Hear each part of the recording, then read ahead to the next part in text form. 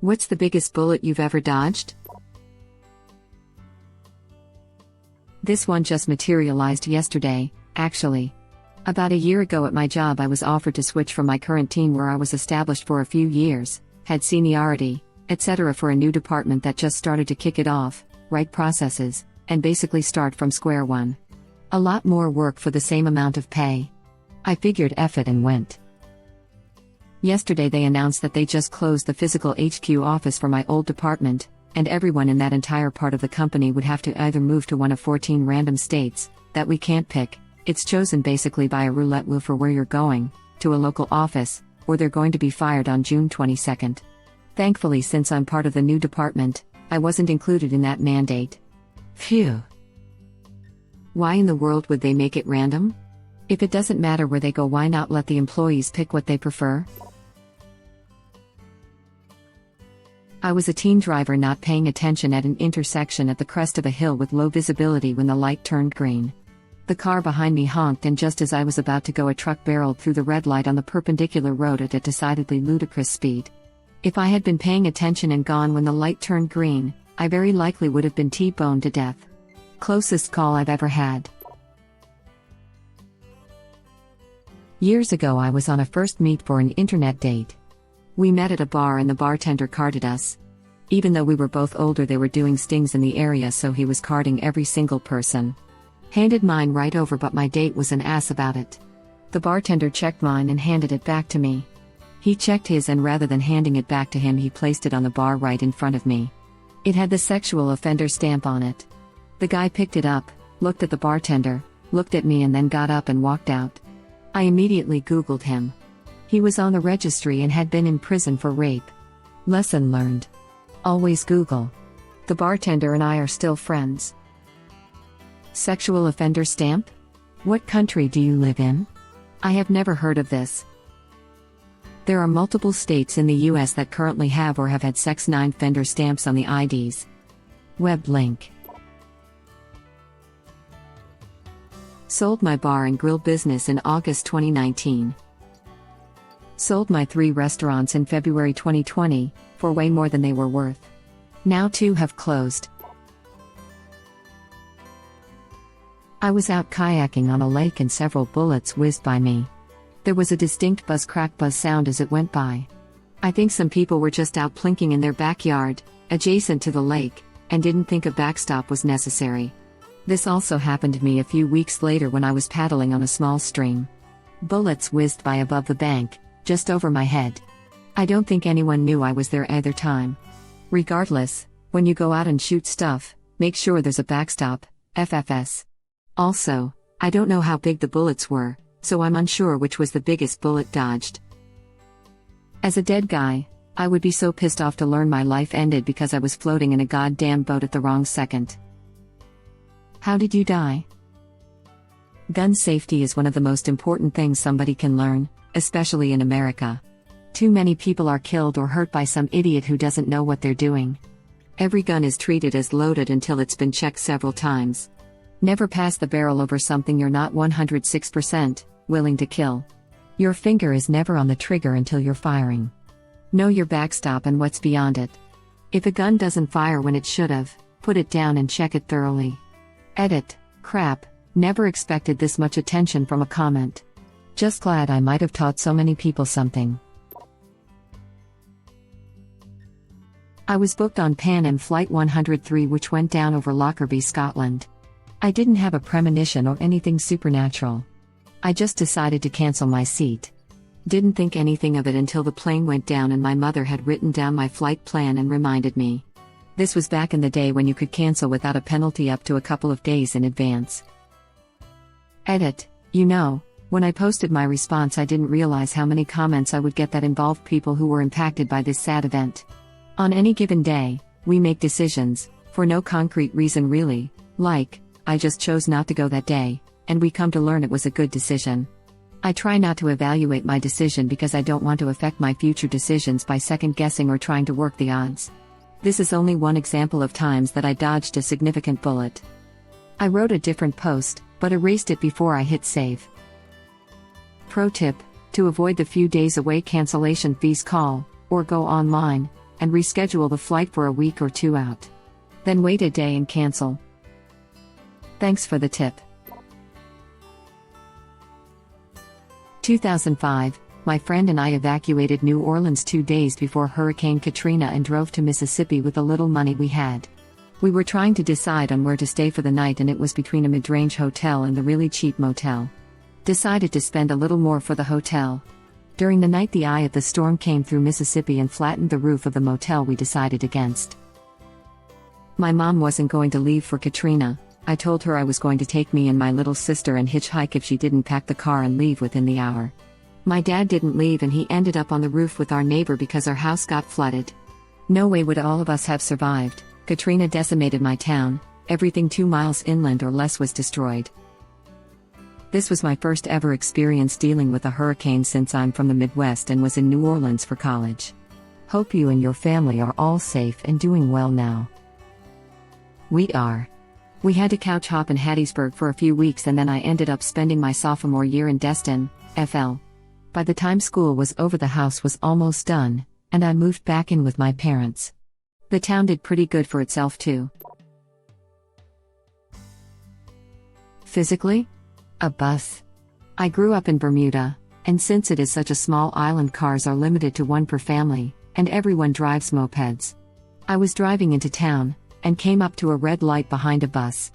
As is tradition, I scooted around the bus to be in the front of the line of traffic. Literally 2 seconds later, a second bus smashed into the back of the first bus at like 30 miles per hour. I would have been pancaked. Without question, 100%, dead. I just sat on the side of the road for a bit and thought about my mortality. Edit. Thank you for the awards.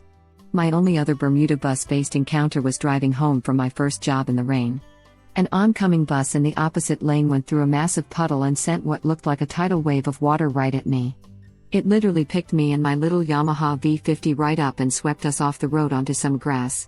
So I guess in the end it was me one buses one. It's crazy how 1 second life is in front of you, then nothing. I was in an accident in my motorcycle a few years ago. Last thing I remember before paramedics arrived was saying OF. It changes your perspective on life. I took my wife to an indoor shooting range in 2014. I had been at this range many times, and safety was always their top priority. They made you sit through a safety video, take a quiz, and get a temporary certification before they allowed you onto the range. Place got really busy and their safety policy became less stringent as time went on. I noticed that the lane next to us had 3 people in it, already a violation. 2 big guys and 1 tiny woman, probably her in 20s. They were handing her various firearms and laughing when she couldn't handle the recoil. Big violation there, and incredibly irresponsible.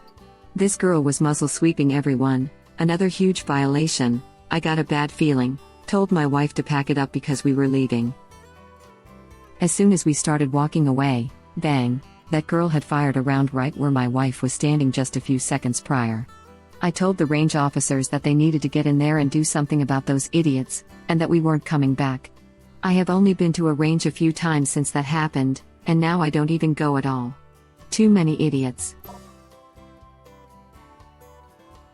I was working in an amusement park during college summers. I used to come home from college on a Friday afternoon and usually pick up a Friday shift as well as a full weekend, during the month that the park was only open on weekends. I was a manager at my attraction. One particular Friday, I got home and was too exhausted to do a Friday night shift, so I bagged it and decided to just work the Saturday/Sunday and be back at school on Monday. I got a call from a good friend and co-worker telling me that our attraction was in flames, there were casualties, and a couple of my friends and co-workers were missing. 7 people lost their lives. My co-worker, assistant manager, went back in and pulled people out to safety. He was okay. I was in shock for a few days. Had I done what I usually do, I would have been there in charge, and I know I would have gone in to help. It could have been an entirely different situation. So yeah, I dodged a bullet, but a devastating event happened. I'll never know. About 6 months after I left my ex, he got caught sexting a 12-year-old. He was 34 at the time. Edit. I had the wrong age. He was 34 when it started. By the time he was in jail, he was 36. My first serious boyfriend, as an adult, is now serving time in federal prison after being busted for distributing child pornography. Absolutely horrifying. I got on an intercity bus and almost sat in the middle but moved and sat at the back. The bus later collided with a truck and got opened up like a tin can. If I had sat where I originally intended, I would have been killed. I was late to my bus, and instead of running to catch it, I decided to miss it, and it was later hit by a speeding truck. Caught the one behind it and later saw the aftermath. 2 people died. It does raise the question, if you did run down the bus with 30 seconds of it stopping to pick you up, have avoided the crash? That's real question. It's called butterfly effect, right? Every little change causes a chain of other events to occur/not occur. My ex-girlfriend moved out of my house a day before the first lockdown in Spain. She previously pulled a knife on me. Dude, thank God.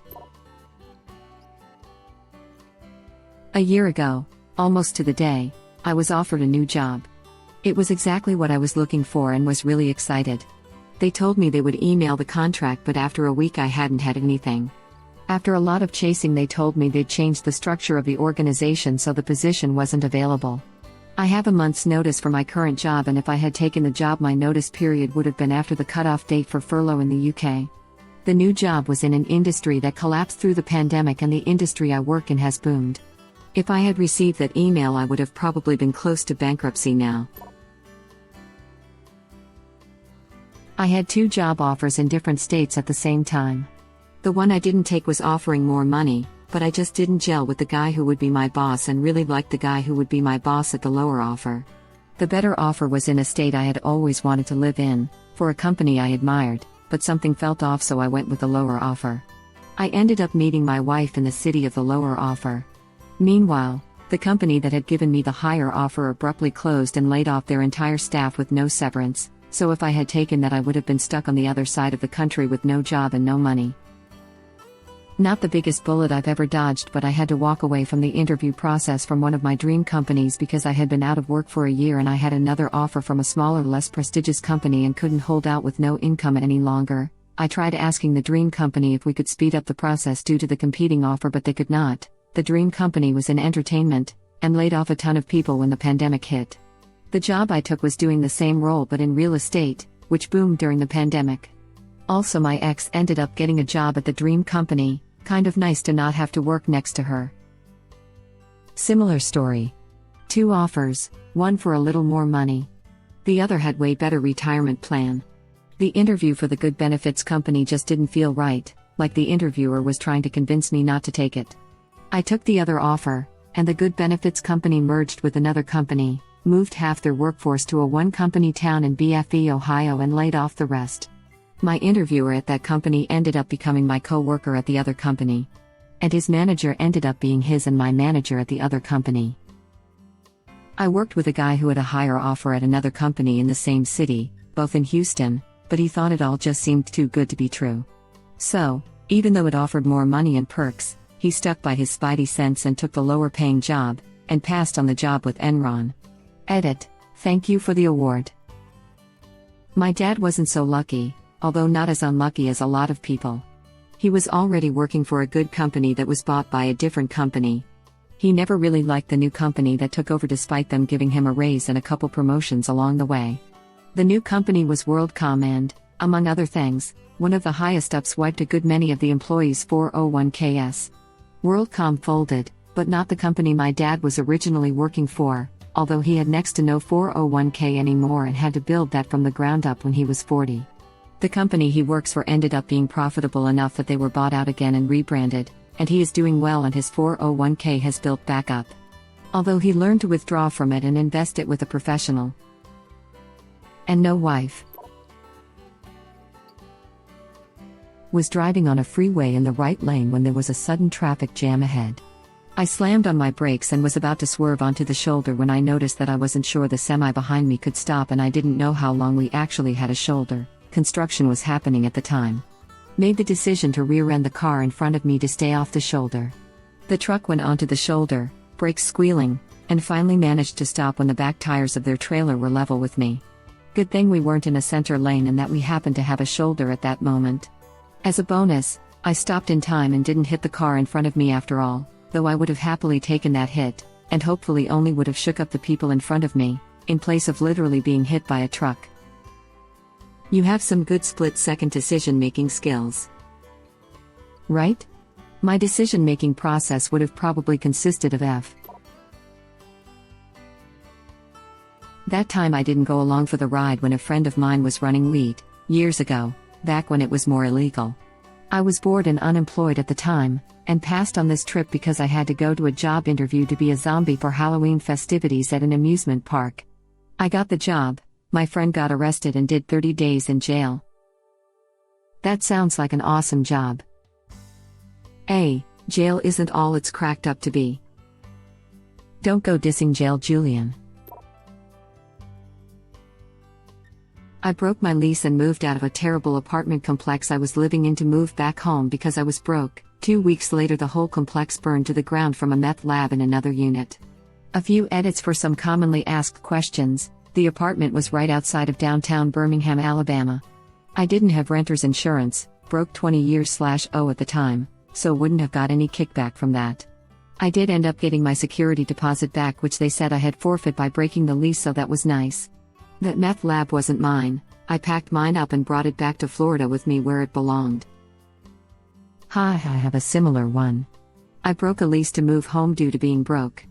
During the course of that lease there were multiple murders and break-ins all throughout the complex. My apartment was on the first floor, so easy break-in. Edit, for those concerned, it wasn't like a serial killer or anything, just an explosion of gang violence. My apartment was in the ghetto outside of Dallas. I have a similar one too. Moved out because I was broke. But before that there was a really nasty smell outside, couldn't think what it could be but didn't think much of it. It was August, so we just assumed a nearby dumpster baking in the heat. Anyway, a month after I moved out they found a dead body directly behind the house. Person got hit by the train that kept me up at all hours of the night. I hated that place, and to top it off we found out from our former neighbor there was black mold throughout the unit and had to renovate it per order of the city. Thank you for watching. Please subscribe to be the first to know about Red Rabbit Reader's new videos. If you like our videos, please like them on YouTube and share them with your friends. We welcome your comments below. Press to start another of our videos.